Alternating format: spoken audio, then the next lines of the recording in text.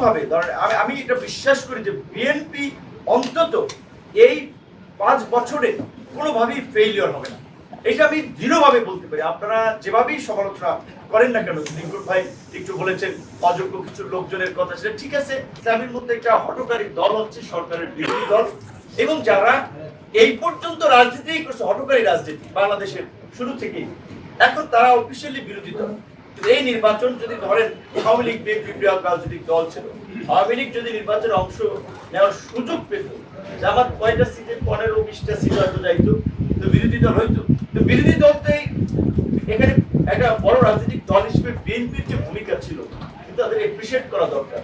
এখন তারা চাচ্ছে যে ইন্টারিম গভর্নমেন্টের সময় যেভাবে ওই যে বলেছি অনেককে ব্ল্যাকমেইল করে এই ইউটিউবাররাও কিংবা বিরোধী দল যেভাবে ব্যাংকিং সেক্টরে, ফাইন্যান্সিয়াল সেক্টরে, আমলাতন্ত্রে প্রভাব বিস্তার করেছে, সুযোগ সুবিধা দিয়েছে ওই প্রভাবটা রাখতে, যেই কারণে তারা সরকারকে একটা দুর্বল সরকার করে রাখতে চায়, দেশকে অস্থিতিশীল করে রাখতে চায়। তো সেই জায়গা থেকে আমার কথা পরিষ্কার যে এখানে আমরা যারা গণঅভ্যুত্থানের আন্দোলন সংগ্রামের অংশীদার ছিলাম, আমজনতার দল, আরো যে সমস্ত দল, তাদেরকে একটা বিষয় মনে রাখতে হবে যে বিএনপি কোনোভাবে ধরেন আমি এটা বিশ্বাস করি যে বিএনপি অন্তত এই 5 বছরে কোনোভাবেই ফেইলিওর হবে না।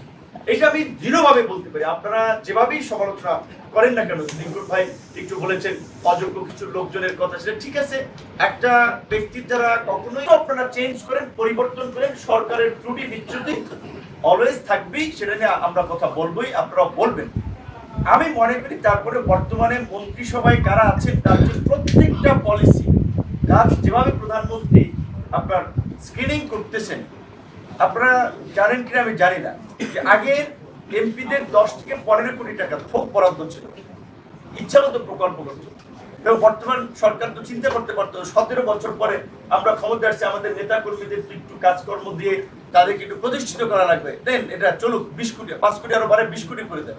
বরঞ্চ সরকার দুর্নীতি বন্ধ করার জন্য সেই প্রকল্প বাতিল করেছে।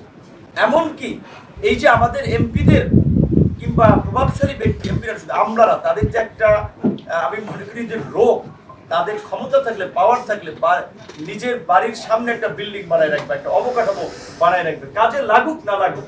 সেক্ষেত্রে প্রধানমন্ত্রী তো বলেছে যে এমপিদের অগ্রাধিকার বা নির্বাচনের প্রতিশ্রুতি বাস্তবায়নে তারা চিঠি দেবে, প্রধানমন্ত্রী কার্যালয়ে একটা সেল করা হয়েছে, ওইখানে যাচাই বাছাই হয়ে সেই প্রকল্প বাস্তবায়ন হবে।